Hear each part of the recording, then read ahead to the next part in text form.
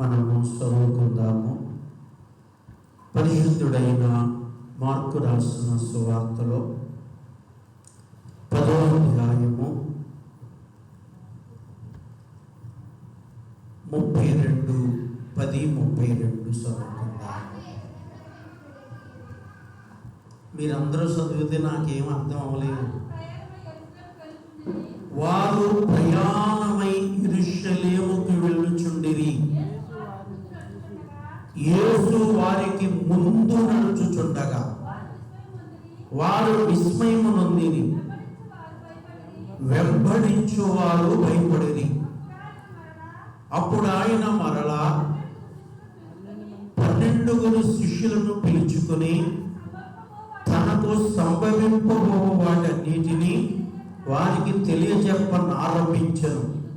ఇదిగో మనం యెరూషలేముకు వెళ్ళుచున్నాము. మనుష్య కుమారుడు ప్రధాన యాజకులకును శాస్త్రులకును అప్పగింపబడును. వారాయనకు మరణ శిక్ష విధించి ఆయనను అన్యజనులకు అప్పగించెదరు. వారు ఆయనను అపహాసించి ఆయన మీద ఉమ్మివేసి కొరడాలతో ఆయనను కొట్టి చంపెదరు. 3 దినములైన తరువాత ఆయన తిరిగి లేచునని చెప్పాను. చిన్న ప్రార్థన చేసుకుందాం. పరిశుద్ధుడు అయిన తండ్రి, మహోన్నతుడు అయిన దేవ, మహిమ కలిగిన ప్రభువ, సర్వశక్తి కలిగిన తండ్రి, జీవము కలిగిన తండ్రి, నీకు స్తోత్రములు. బైబిల్ మిషను బయలుపరిచిన యేసు ప్రభువ, బైబిల్ మిషను స్థాపించిన దైవజనుడ దాసయ్య మరణాతులు అయినా మరి శిలువ శ్రమల ధ్యాన దినాలలో మొదటి ఆదివారముగా నీ సన్నిధిలోనికి వచ్చిన మమ్మందరినీ జ్ఞాపకం చేసుకోండి. మీ స్తోత్రాలు. ఇంతవరకు ప్రారంభ ప్రార్థన, పాటలు, సన్నిధి క్రమాలు, అలాగే ఈ రోజు యొక్క వాక్య లేక పాఠం యొక్క ధ్యానములో మీరు తోడై ఉన్నారు. స్తుతులు, స్తోత్రాలు. కొన్ని మాటలు మేము ధ్యానం చేసుకుంటుండగా నిలిచిన మీ దీనదాసుని మీ శిలువ పునరుద్ధాన వెలుగులో మరుగు చేసుకుని మాట్లాడి వినటానికి, గ్రహించటానికి, అర్థము చేసుకునటానికి కావలసిన మనస్సు, ఆత్మ బిడ్డలకు దయచేయమని, మాతో మాట్లాడమని మా మంచి బోధకుడైన యేసు నామమున ప్రార్థించుచున్నాను పరమ తండ్రి. ఆమేన్. శిలువనాథుడైన యేసు ప్రభువు దీవెనలు కూడి వచ్చిన మనందరికీ కలుగునుగాక. ఆమేన్. మరణాత. కూర్చుందాం. ప్రియులారా, ఈ దినము ఉదయ స్తంభం అని చెప్పి మన దైవజనులు కొన్ని విషయాలు తెలియపరిచారు. వాటిని కొంతవరకు మనము ధ్యానం చేసుకుందాము. ఉదయకాల ఆరాధనలో వాక్యము విన్నారా? ఎవరో మాట్లాడలేదు. అమ్మా, ఏం వాక్యం విన్నారు? అమ్మా, ఎక్కడంట? పాతాళం. పాతాళం అంటే ఏంటి?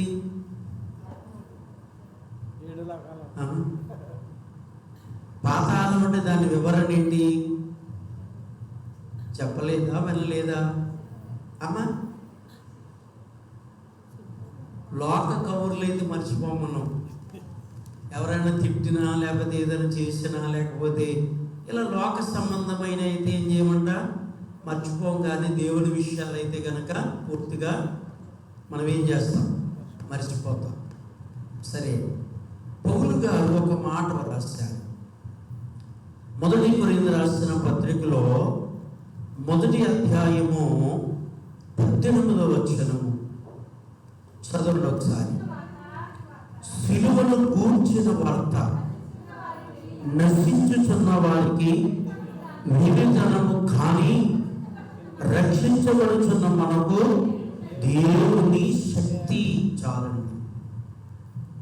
పిల్లరా, ఏ వార్త అంట? సిలువను గురించిన వార్త.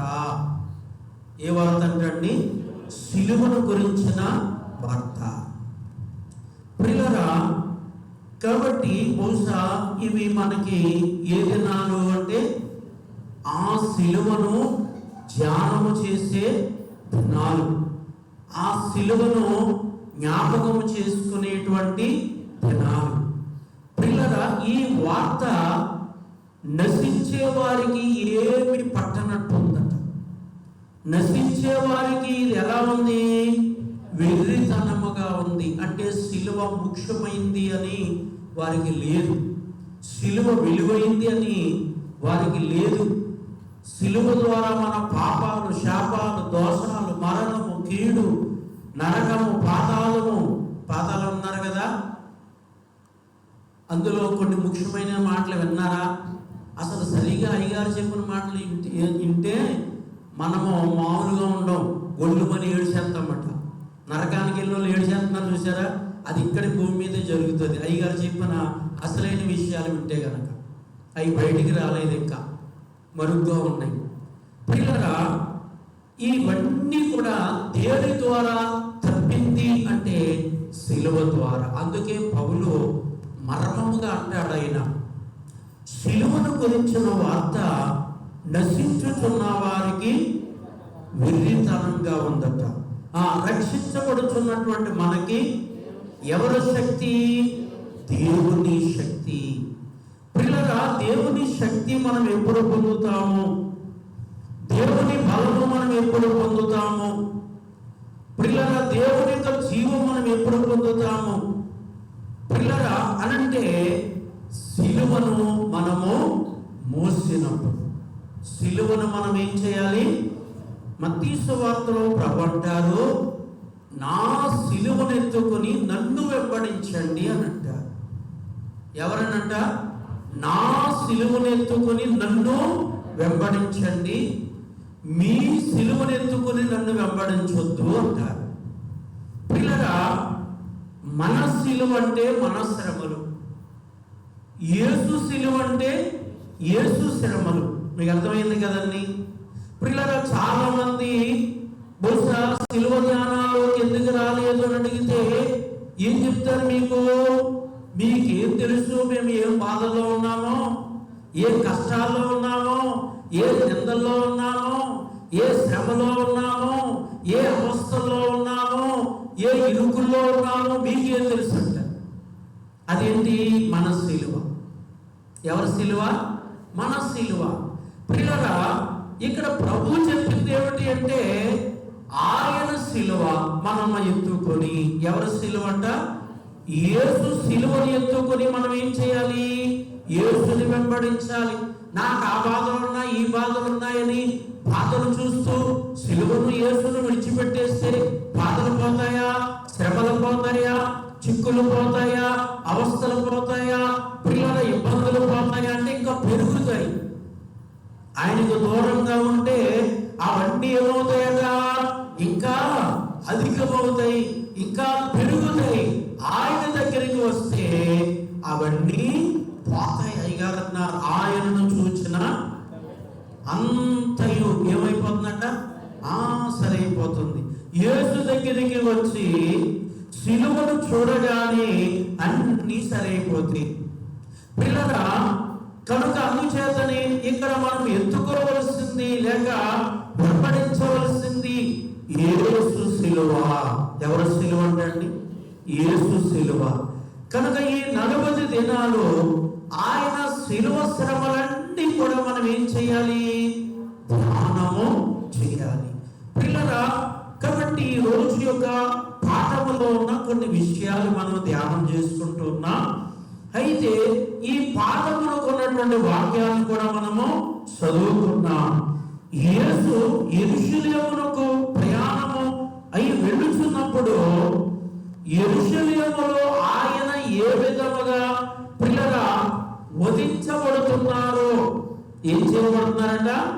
వధించబడుతున్నారో ఆ విషయాలన్నీ కూడా యేసు ప్రభు వారు శిష్యులైనటువంటి వారికి ధైర్యంగా చెప్పారు. ఎలా చెప్పారంటండి? భయపడకుండా ధైర్యముగా చెప్పారు. పిల్లరా, ఈ పాఠములో మన దైవజనులైనటువంటి దేవదాసయ్య గారు చక్కగా కొన్ని విషయాలు చెప్తారు, కొన్ని విషయాలు రాశారు. పిల్లలు ఏమన్నారు ఇక్కడ అంటే యెరూషలేమునంట. పిల్లల యేసు ప్రభు వారు యెరూషలేమును పలుమార్లు ఏం చేశారట? ప్రవేశించారు, వెళ్ళారు. ఆ వెళ్ళటం వేరు, ఈ శ్రమ వెళ్ళటం వేరు.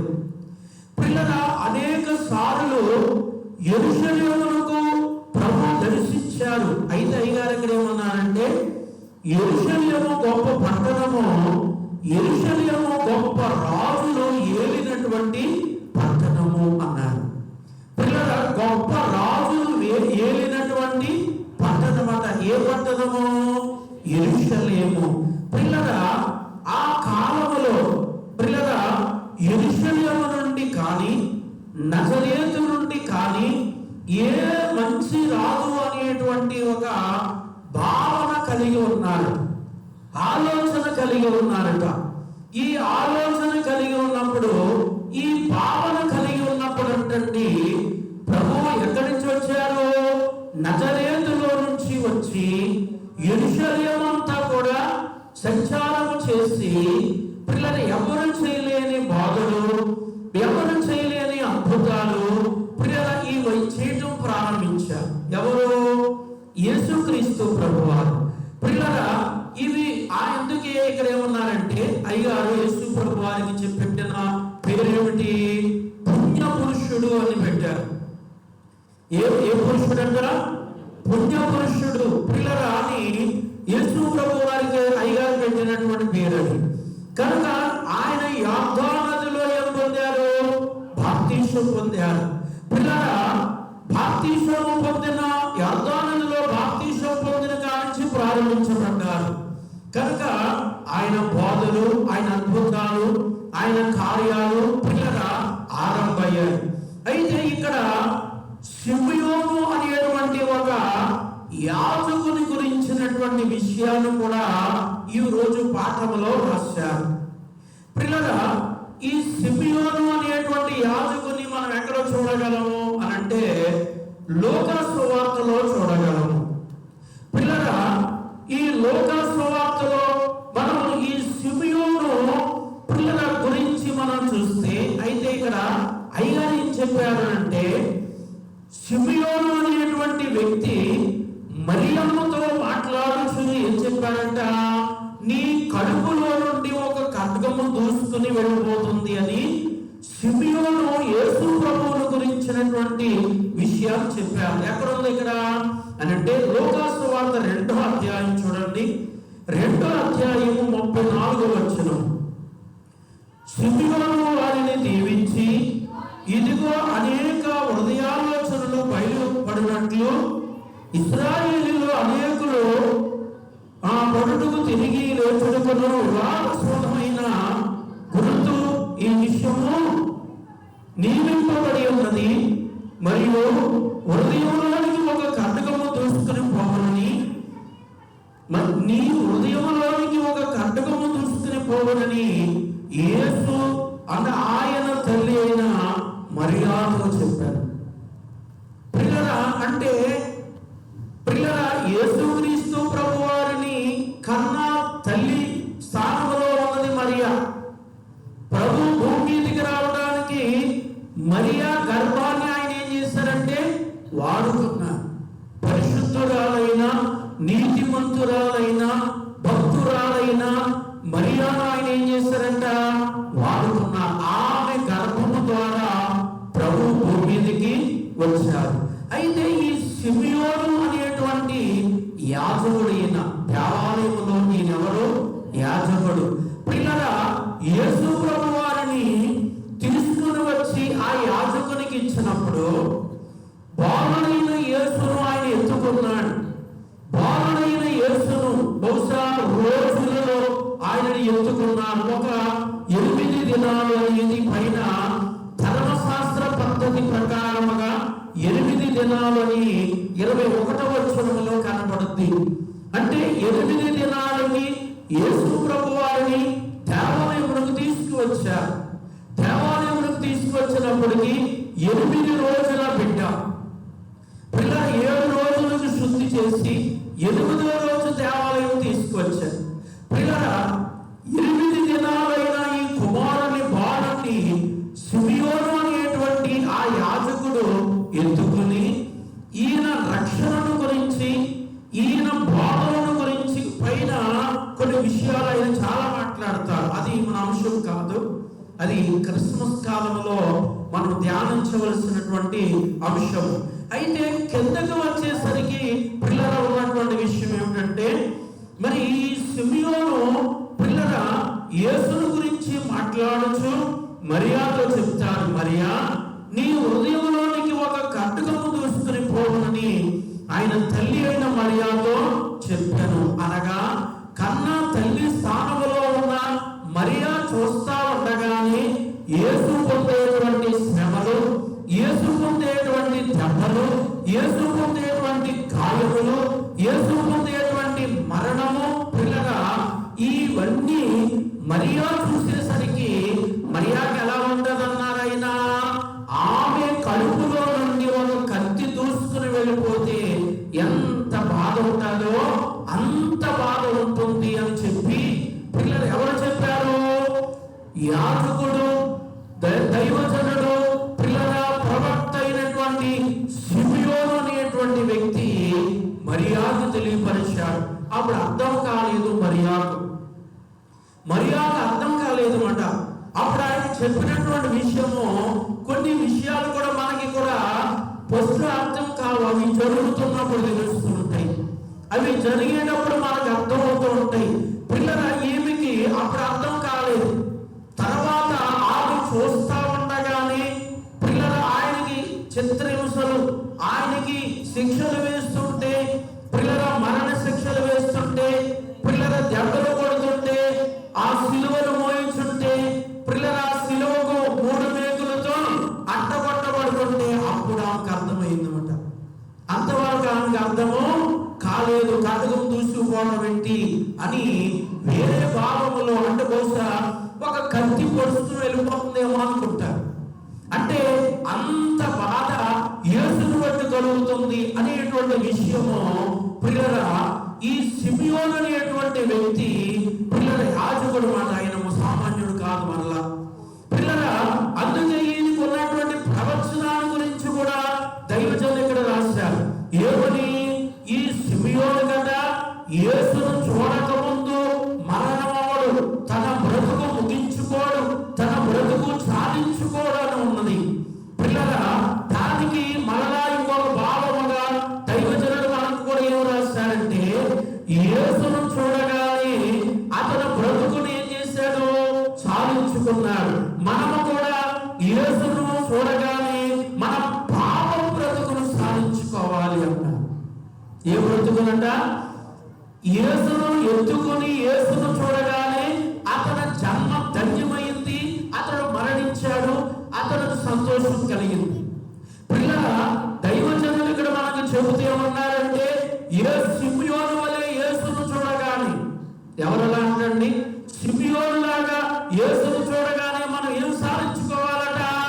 పాపపు బ్రతుకును సాధించుకోవాలట. ఏ బ్రతుకును? చాలా మంది ప్రభువు నమ్ముకున్నారు, బాప్తిసం పొందారు, ప్రభు శరక్తాలు తీసుకున్నారు, క్రమముగా దేవుని మందిరానికి వస్తున్నారు, పాపము బ్రతుకు మాత్రం మానలేదు. ఏ బ్రతుకు? పాపము బ్రతుకు మాత్రము మానలేదు. అది చాలా భయంకరమైంది, ప్రమాదకరమైనది. పాపములొచ్చు జీతము మరణము. ఆ మరణం అనేది 2 రకాలుగా ఉంటుంది. శరీర మరణం కావచ్చు, ఆత్మ మరణం కావచ్చు. శరీర మరణం అంటే ఈ లోక మరణము, ఆత్మ మరణం అంటే అగ్ని గంధకాలతో మండుచున్న పొండము. అందుకని పిల్లల ఈ పాపము బ్రతుకును మనం ఏం చేయాలట? చాలించుకోవాలని మన దైవజనులు చాలా క్లియర్గా మనకు అర్థమయ్యే రీతిగా ఆ విషయాన్ని తెలియపరిచిన వారై ఉన్నారు పిల్లల. కాబట్టి దైవజనులు ఇక్కడ చెబుతూ, మరి దేవుని కుమారుడైన యేసు ఆలయంలోనికి వెళ్ళి కొరడాలు వేసి దేవాలయం ఏం చేశారంట? శుద్ధి చేశారు. వర్తకులందరినీ పారదోలి దేవాలయం ఏం చేశారు? శుద్ధి శుద్ధి చేశారు. దానికి ఒక మాట అయ్యగారు ఇక్కడ రాశారు, మనము మన బిడ్డలందరినీ ప్రేమిస్తామట. ప్రేమిస్తాము కానీ వారు ఎప్పుడైనా తప్పు చేసినట్లుగా మనకి కనబడితే వారి మీద ఏం వాడతామట? బెత్తం వాడతాం. పిల్లరా, మరి ప్రేమించుతున్నటువంటి మనం ఎందుకు కొట్టాం అని అంటే తప్పు చేసినందుకు శిక్ష. అలాగే దేవుడు కూడా మనకి ఏం వేస్తారంట? శిక్షలు వేస్తారు. పిల్లరా, శిక్షలు వేస్తారు. దైవజనులు ఇంకా విలువైన మాటకి కూడా చెప్పారు, శిలువ ధ్యాన కాలంలో మనం భయరూపము కాదు మార్చుకోవాల్సింది, మన హృదయమును మార్చుకోవాలి అన్నారు. ఏ రూపం కాదట పిల్లరా? మంచి వస్త్రాలు వేసి, ముఖానికి మంచి బాగా పౌడర్ కొట్టేసి, చెట్లు కొట్టేసి మనం ఏం చేస్తాం? ఎన్ని మేకప్లు కొట్టినప్పుడు కొద్దిగా కోపం ఏమవుతుంది? అమ్మా మారదా? అయ్యారు అన్నారు, అదే పై రూపము కాదు మనం మార్చుకోవాల్సింది.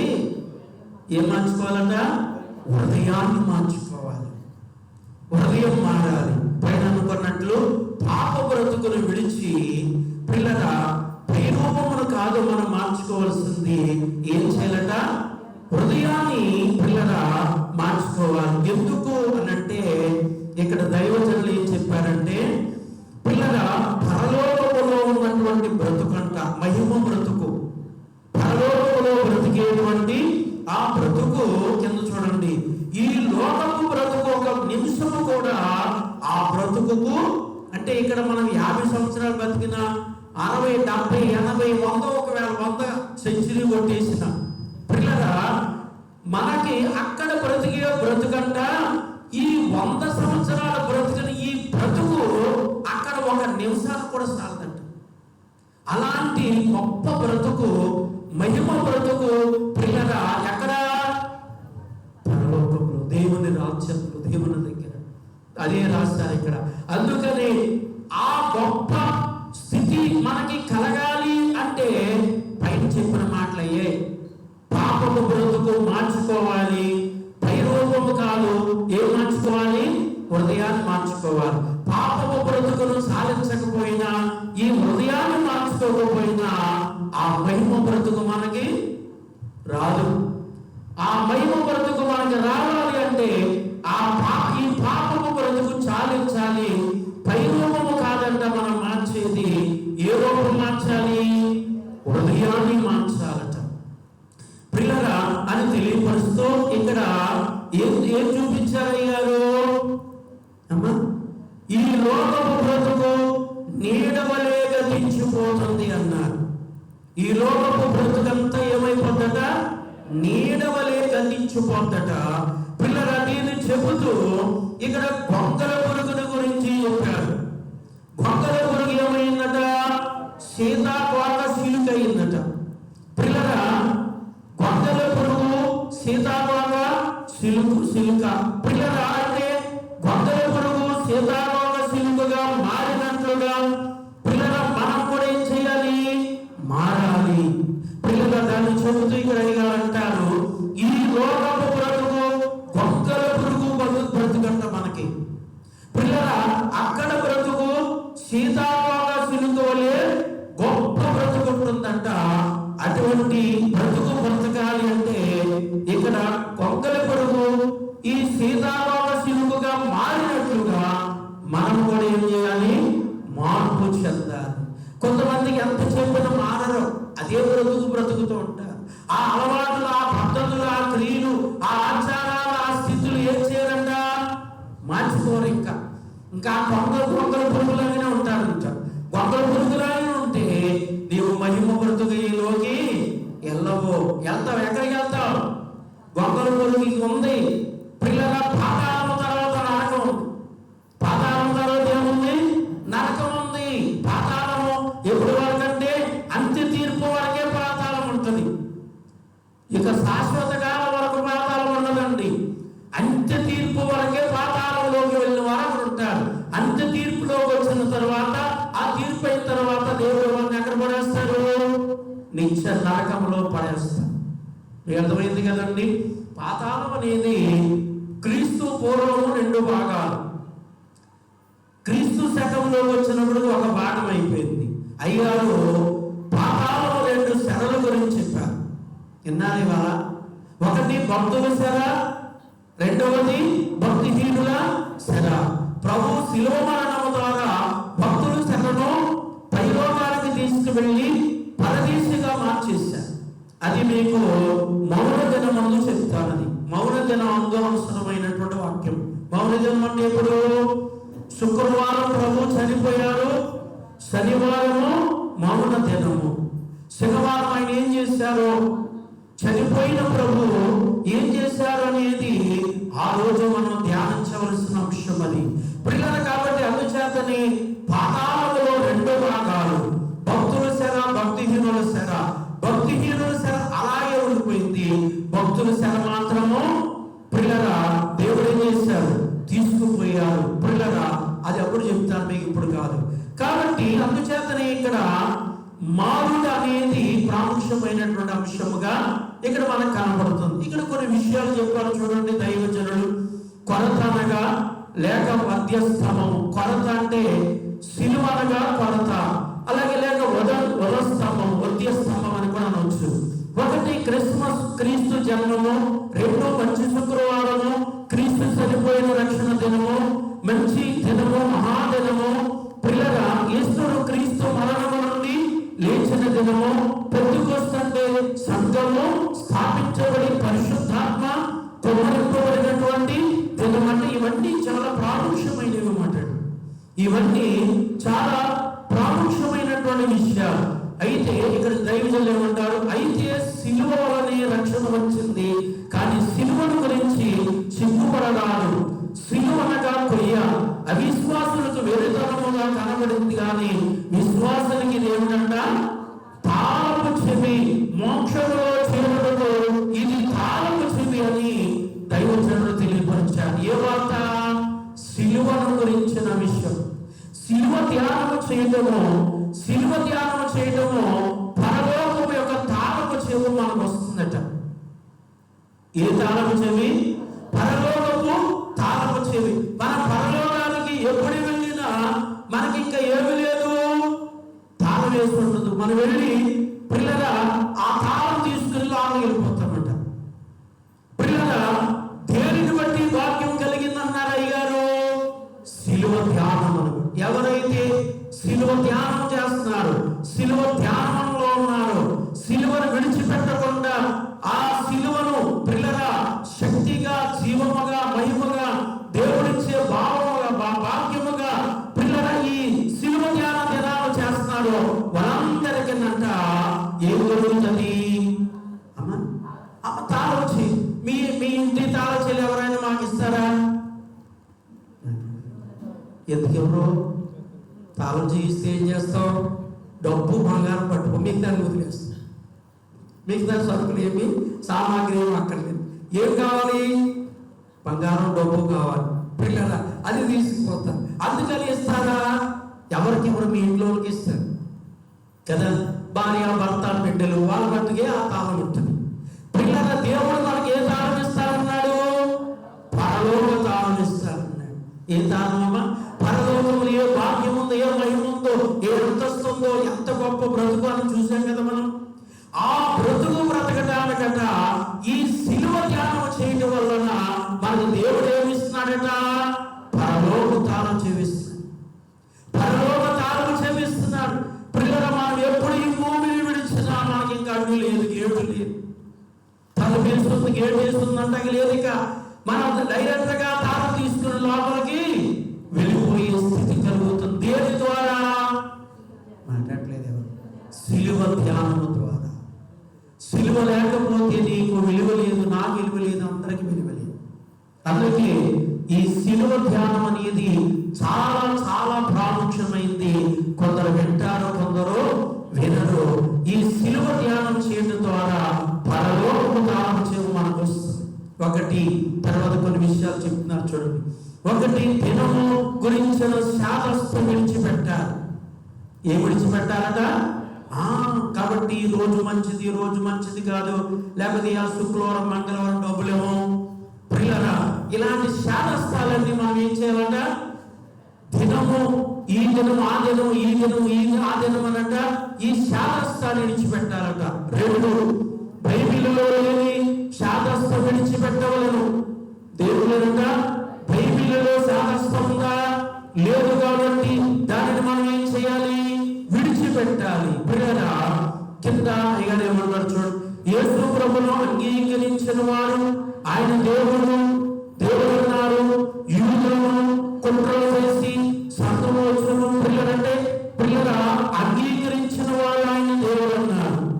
కనుక యూదులైనటువంటి వారు ఆయన అంగీకరించలేదు కనుక ఆయన దేవుడు కాదన్నారు. ఆ దినాలలో అనేకులు పిల్లల కుట్రదారులైన వారు బయలుదేరి వారి విషయమై క్షమించమని ఏం చేయాలట? ప్రార్థన చేయాలి. సొంత శిష్యుడే ఆయన అప్పగించున్నాడు. ఏ ద్రోహమట? స్వామి ద్రోహం. ఇక్కడ నుంచి కొన్ని వాక్యాలు మనల్ని ఏం చేస్తాయంటే సూదులతో పొడి చేసినట్టుగా ఉంటుంది. కింద రాసినటువంటి మాటలు సూదులతో మనం పొడుస్తున్నట్టుగా ఉంటుంది. అయినా భయపడకండి. ఎందుకంటే ఆ పొడిస్తే మనం శుద్ధి అయిపోతాం. మనం ఏమైపోతామంట? డాక్టర్ గారు సీల్ చేసి కుళ్ళంతా తీసేస్తాయి. కుళ్ళంతా తీసేస్తే మనం బ్రతుకుతాం. మనలో పుళ్ళు వచ్చేసింది అనుకోండి, పుళ్ళు వచ్చేసింది అనుకోండి, ఆ పుల్లి ఉందనుకోండి, పిల్లలు దానికి తిని త్వరగా ట్రాఫిక్లో మనం చనిపోతాం. అందుచేత డాక్టర్ గారు ఏం చేస్తారు? ఆపరేషన్ చేసి అంటే కోసేటప్పుడు హాయిగా ఉంటుందా? మాట్లాడు. చమ్మగా బాగా ఉంటుందా? లేకపోని బాధలన్నీ అప్పుడే వస్తాయి. పిల్లలు అలా చేయకపోతే, ఆ కుళ్ళి తీయకపోతే దాన్ని ఎస్ఐ రాస్తారు. ప్రవక్తైన ఎస్ఐ గ్రంథంలో మనం చదువుకుంటాం. పచ్చి పుళ్ళు గురించి అవి వర్తపడలేదు, పెండపడలేదు, కలగబడలేదు అంటాడు. పిల్లల శుద్ధి చేయబడకపోతే, పిల్లల మనలో ఉన్న కుళ్ళి పాడకపోతే ఆ బొందల పురుగులాగా మనం అక్కడ నరకానికి పోవాలి.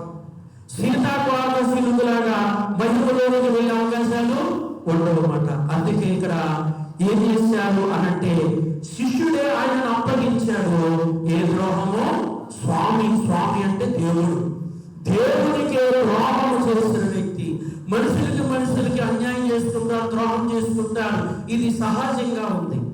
కానీ దేవుడికి ద్రోహం చేయడం అంటే ఇది చాలా ఘోరంగా ఉందన్నమాట. పిల్లరా దాన్ని రాస్తారు అయ్యారు. అయితే ఇక్కడ ఏమంటున్నారంటే ఈనాడు అనేకులు పేరుకు క్రైస్తవులు, పేరుకి ఎవరంట? నేను యేసు ప్రభువును నమ్ముకున్నాను. ఎవరిని? నేను యేసు ప్రభువును నమ్ముకున్నాను అంటే పేరుకి. పిల్లల చేతిలో బైబిల్ ఉంది, కానీ క్రియలన్నీ సైతాను క్రియలు. ఎవరి క్రియలు? సాతాను క్రియలట. పిల్లల అందుకే గారు ఎక్కడ అన్నారు? వీరే స్వామి ద్రోహులు, యోధావలి. ఆ వరుసలో వెళ్ళిపోతున్నారు.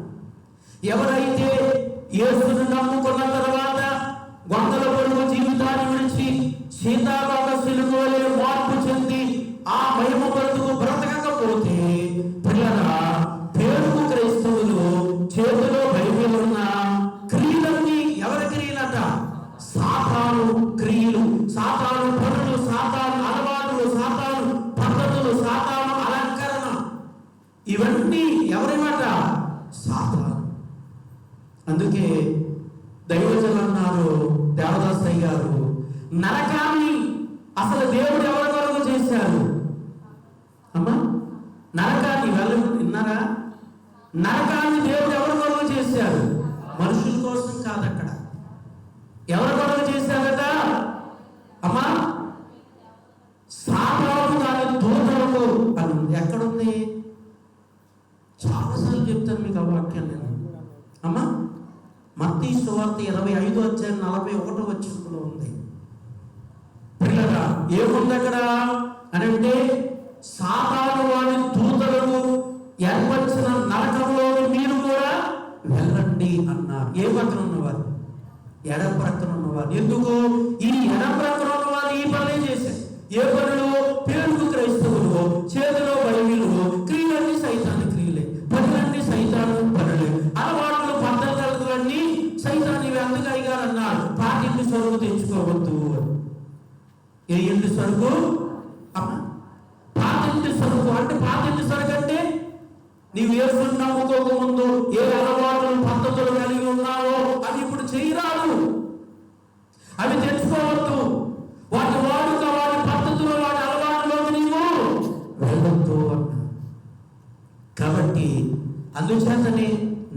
అనేది మనుషుల కొరకు దేవుడు చేయలేదు.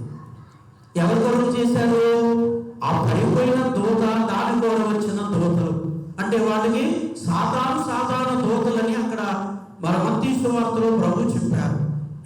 వాటి కొరకు ఏర్పాటు చేశారు. మరి మనుషులు ఎందుకు వేస్తున్నారు? దేవుడు మనుషులు కూడా ఎందుకు వేస్తున్నాడు? దేవుడి మాట వింత మానేసి మనుషులు కొందరు దాని మాట వింటున్నారు. దేవుడు చెప్పింది చేయడం మానేసి అది చెప్పినట్టు చేస్తున్నారు.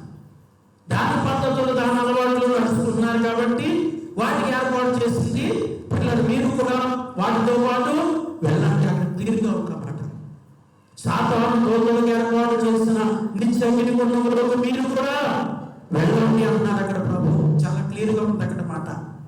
పిల్లల, అందుచేతనే ఇక్కడ క్రైస్తవుడు దేవుని బిడ్డ ఏ లక్షణాలు కలిగి బ్రతకాలో అలా బ్రతకాలి. మనం సైతాను క్రియలు కాదు మనం చేయవలసింది, దేవుని కార్యాలు చేయాలి. ఎవరి కార్యాలు?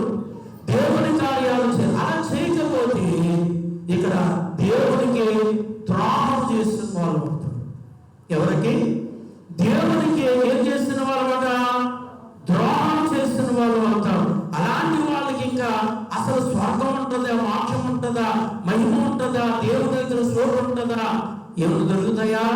ఏమీ దొరకవు. కాబట్టి అందుచేతనే ప్రతి మాట, ప్రతి నడక, ప్రతి చూపు మనము పరిశీలన చేసుకోవాలన్నమాట. పరీక్ష చేసుకోవాలి. పరీక్ష చేసుకోకపోతే ఎక్కడ ఏ విధంగా తప్పిపోతామో, పడిపోతామో, దేవుడికి వ్యతిరేకంగా చేస్తాం మనకి ఏమీ తెలియదు పిల్లలు. కాబట్టి ఇక్కడ చూడండి, ఒకటి, దేవుడు మనను జ్ఞానవంతులుగా చేస్తే మనం అజ్ఞానులుగా చేస్తున్నాం అన్నారు. దేవుడు మనల్ని ఎలా చేస్తారంట? దేవుడు ప్రతి ఒక్కరికి ఏమి ఇచ్చాడంటే జ్ఞానం ఇచ్చాడు. ఈ జ్ఞానం బట్టే మనం బ్రతుకుతున్నాం. ఈ జ్ఞానాన్ని బట్టే ఏది చేయొచ్చో, ఏది చేయకూడదో, ఏది మాట్లాడవచ్చో, ఏది మాట్లాడవచ్చో, ఎక్కడికి వెళ్ళవచ్చో, ఎక్కడికి వెళ్ళకూడదు అన్ని తెలుస్తున్నాయి కదా దేవుని బట్టి, జ్ఞానాన్ని బట్టి. పిల్లల, అందుకే ఒకటి అని చెప్పి అయ్యగారు అంటారు, దేవుడు మనకు జ్ఞానం ఇస్తే మనం అజ్ఞానముగా చేస్తున్నామట. దేవుడు ఏమిచ్చారు? జ్ఞానం ఇచ్చారు, కానీ మనము అజ్ఞానముగా చేస్తున్నామట. రెండవ మాట, దేవుడు మనల్ని పరిశుద్ధులుగా చేస్తే మనము అపరిశుద్ధత కలిగి ఉంటున్నామట. అంటే అప్పుడు మీకు చెప్తాం కదండి, పల్లిని పిల్లరా దాన్ని తెచ్చి శుభ్రంగా తెల్లగా తోమేసి సింహాసనం కూర్చోబెట్టిన మళ్ళీ ఏం చేస్తుంది? అప్పుడే కావాలి దానికి. అందుకే ఆ పర్వతంలోకి వెళ్ళి కొట్టుకుంటుంది. దేవుడు తన పరిశుద్ధ రక్తాన్ని మన కొరకు సిందించి మనం పరిశుద్ధులుగా చేస్తే మనం ఏం చేస్తామంట? మనలా పర్వతంలోకి వెళ్తున్నాం. మనలా ఆ పరిశుద్ధతను పోగొట్టుకుని అపరిశుద్ధతగా జీవిస్తున్నామట. మూడు, దేవుడు మనల్ని శక్తివంతులుగా చేస్తే మనం ఏం చేస్తామంట? బలహీనులు అయిపోతున్నామట. శక్తిహీనులు ఏమైపోతున్నామట? మనకి ఏం కావాలి? బలము కావాలి. పిల్లగా ఉదయకాలం ఒక చోట ఆరాధన చేసిన వచ్చేస్తుంటే అక్కడ మన సన్నిధి కొరకు కాముంది, అయ్యా సాతాను నేను బలమైన వాళ్ళని చాలా సార్లు నన్ను శోధిస్తున్నాడు, ఏం చేయమంటారంటాడు. పిల్లలు, నేను అన్నాను, సాతాను కంటే బలమైన వాడు మన దేవుడు. అలా ఎదిరించు. ఎవరి మీద? నిన్ను శోధిస్తున్న సాతాను మీద. అంతే కదా మరి. లోకంలో ఉన్నవాడు కంటే మనలో ఉన్నవాడు గొప్పవాడు. లోకంలో ఉన్నవాడు కంటే మనలో ఉన్నవాడు శక్తిమంతుడు. మీకు అర్థమైంది కదా? లోకంలో ఉన్నవాడు ఎవరు? సైతానుడు. మనలో ఉన్నవాడు ఎవరు? దేవుడు. దేవుడు గొప్ప, సైతానుడు గొప్ప? అమ్మా, దేవుడు శక్తిమంతుడా, సైతానుడు శక్తిమంతుడా అని మనం కొన్ని సందర్భాలు ఏమైపోతున్నామంటే అయ్యో సైతాన్, అయ్యో సైతాన్ అన్నారు. ఇందాక ఒక అయ్యో ఎదురు వచ్చింది అన్నట్టు.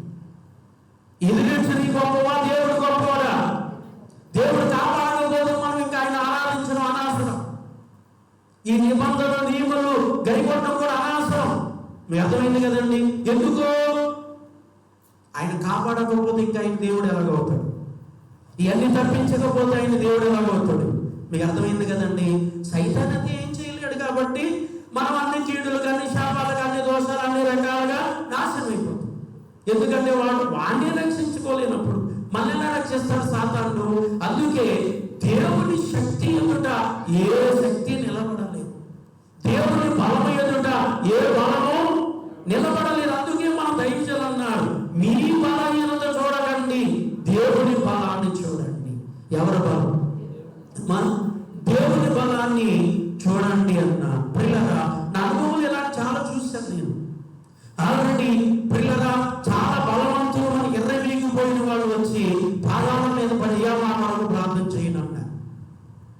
పిల్లల ఇలాంటి అనుభవాలు నేను చాలా చూశాను. కాబట్టి అందుచేతనే లోకంలో ఉన్నవాడు కంటే మనలో ఉన్నవాడు గొప్పవాడు. లోకంలో ఉన్నవాడు అంటే ఎవడో? సైతానుడు. ఈ లోకంలో తిరుగుతాడు, ఇంక పనేం లేదు. అడిగి తిరిగి ఆలయాలు ఏడు చేసి పాడు చేసి ఇదే పనులు చేస్తాడు. కానీ మనలో ఉన్నటువంటి వాడు సృష్టికర్త అయిన నిజమైన జీవము కలిగినటువంటి దేవుడు. ఆయన ముందుకి ఏది నిలబడదు, ఏది ఉండలేదు. ఇక మీ అర్థమైంది కదండి. అలాంటి ధైర్యము శక్తి కలిగి మనం ఉండాలి పిల్లలు. అందుకే ఇక్కడ అన్నారు, అయ్యా దేవుడు మనల్ని శక్తివంతులుగా చేస్తే మనం ఏం చేస్తామట? సాధారణ చూసి, శత్రువు చూసి, అన్ని చూసి అప్పటి బాబాయ్ అని బెదిరిపోయి అదిరిపోతున్నాం. పిల్లరా మనల్ని చూసి సాతాను పారిపోవాలి, మనల్ని చూసి శత్రువు పారిపోవాలి. దేవుడు చెప్పాడు కదా, ఒక త్రావు వచ్చిన శత్రువు 7 త్రావులు పారిపోతారన్నారు. సాతాను ఏం చేస్తాడు? మీ పాపాల కింద చితకు త్రొక్కిస్తానన్నారు. ఎవరు? దేవుడు చెప్పి, దేవుడు వాగ్దానం. సాతానికి మన పాపాల కింద చితకు త్రొక్కిస్తానన్నాడు. శత్రువునేమో త్రావు వచ్చిన శత్రువు 7 త్రావులు పారిపోయేలా చేస్తాను అంటే మనల్ని శక్తివంతులుగా చేస్తున్నాడా? శక్తిహీనులుగా చేస్తున్నాడు దేవుడు? శక్తివంతులుగా చేస్తున్నాడు. మనం ఏం చేస్తున్నాం? మాట్లాడలేదు. ఈ బలాన్ని చూడటం అనేసి బలహీనత చూస్తున్నాం. పిరికితనం పడిపోతున్నాం. పిరికితనమును బట్టి సైతానుడు మన ఎత్తు మీద ఎక్కి పిల్లల్ని యాడ్ చేసినట్టు. కనుక జాగ్రత్త. దేవుని బలాన్ని చూడు. దేవుడు బలాన్ని ఇస్తున్నాడు. తర్వాత దేవుడు మనలను స్వతంత్రులుగా చేస్తున్నాడు. మనం ఏం చేస్తున్నామంట? బానిసం అయిపోతున్నాం. పిల్లల దేవుడు స్వతంత్రులుగా చేస్తుంటే మనం ఏమైపోతున్నామట? బానిసం అయిపోతున్నాం. ఏ విషయంలోనూ దేవుడు మనకి తండ్రి, మనం ఆయనకు పిల్లలము. అన్ని దేవునివే, ఆయన పిల్లలు కాబట్టి ఇవన్నీ ఎవరివి?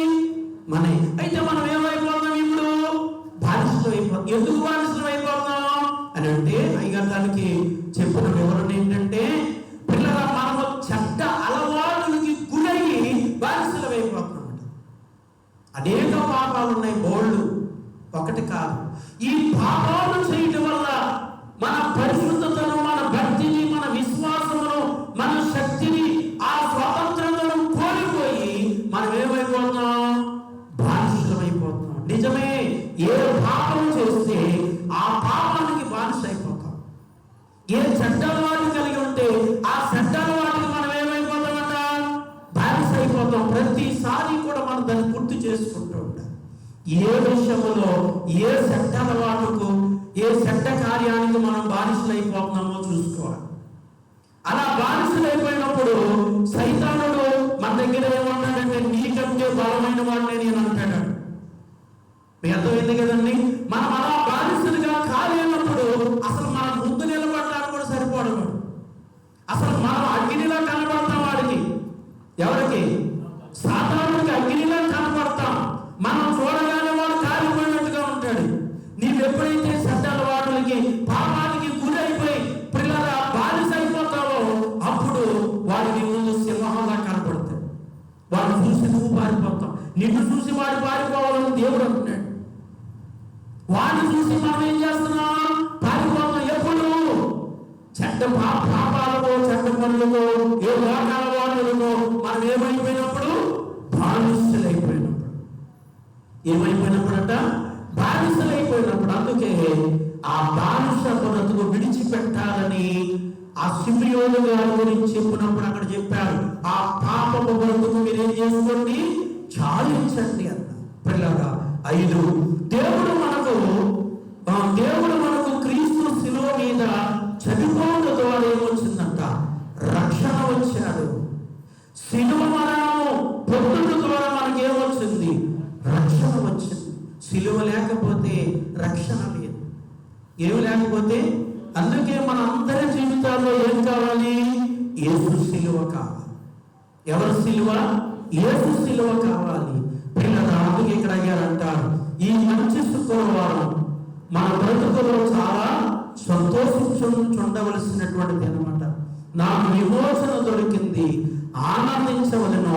కొవ్విన దూడ గంతులు వేసినట్లుగా గంతులు వేస్తూ దేవునికి మనం ఏం చేయాలట? స్తోత్రం చేయాలట. ఈ 40 దినాలు చేసుకుని శిలువ మరణం అనగా మంచి శుక్రవారం ప్రభు మన కొరకు ఏమయ్యారు? చనిపోయారు. మంచి శుక్రవారం ప్రభు మన కొరకు ఏమయ్యారు? మరణించారు. అందుచేత ఎప్పుడైతే ఆయన మరణించారో పిల్లల మనకి రక్షణ వచ్చేసిందో, మనకి విమోచన దొరికిందో, పిల్లల దీని ద్వారా మనకు ఆనందము. పిల్లల కొవ్విన దూడ వలె గంతులు వేయట. పాటలు అయితే గారు లేడి వలె గంతులు వేసేదవని. ఎలాగంటండి? లేడి వలె గంతులు వేసేదవన్న పిల్లల. కాబట్టి అలా మనము దేవుడికి ఏం చేయాలి? స్తోత్రము చెల్లించాలి. కాబట్టి అందుకే ఈ రోజు యొక్క పాఠములో ప్రభు యొక్క వధ స్తంభం కనబడుతుంది. ఆ వధ స్తంభము మనందరికీ కూడా విమోచన దొరికింది. పాప పరిహారము, వ్యాధి, శిక్ష, మరణము, నరకము ఇవన్నీ తప్పిపోతున్నాయి. మనకి ఏ జీవం కలుగుతుంది? నిత్య జీవం కలుగుతుంది. అలాంటి భాగ్యము దేవుడు మనందరికీ దయచేయను గాక. మోకరించని ముగింపు ప్రార్థన చేసుకుందాం. ఎలాగా మొదటి ఆదివారం మనకి సిలువ దినం ఉండట్లేదు కాబట్టి వాక్యము